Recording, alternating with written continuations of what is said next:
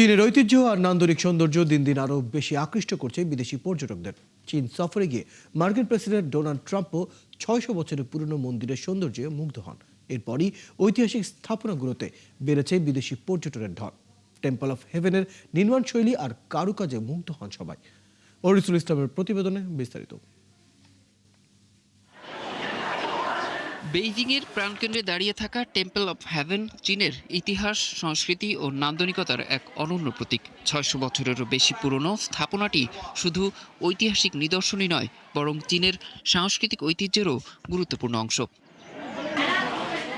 সম্প্রতি চীনা president Xi জিনপিংয়ের সাথে ঐতিহাসিক স্থানটি পরিদর্শন করেন ডোনাল্ড ট্রাম্প।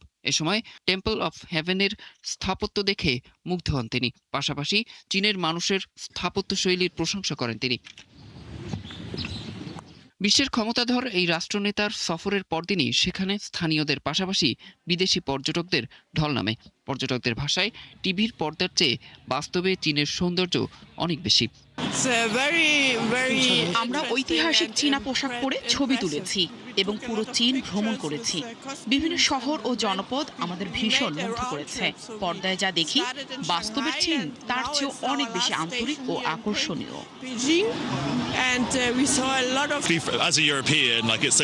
ইউরোপীয় সংস্কৃতির তুলনায় এটি একেবারেই আলাদা, আর এই ভিন্নতাই টেম্পল অফ হেভেনকে এত আকর্ষণীয় করে তুলেছে। আধুনিকতার পাশাপাশি ঐতিহ্যকে গুরুত্ব দেওয়ার কারণেই বিশ্ব পর্যটনের মানচিত্রে চীনের অবস্থান আরও শক্তিশালী হচ্ছে বলে মনে করেন পর্যটকরা। অরিসুল ইসলাম, ৭১।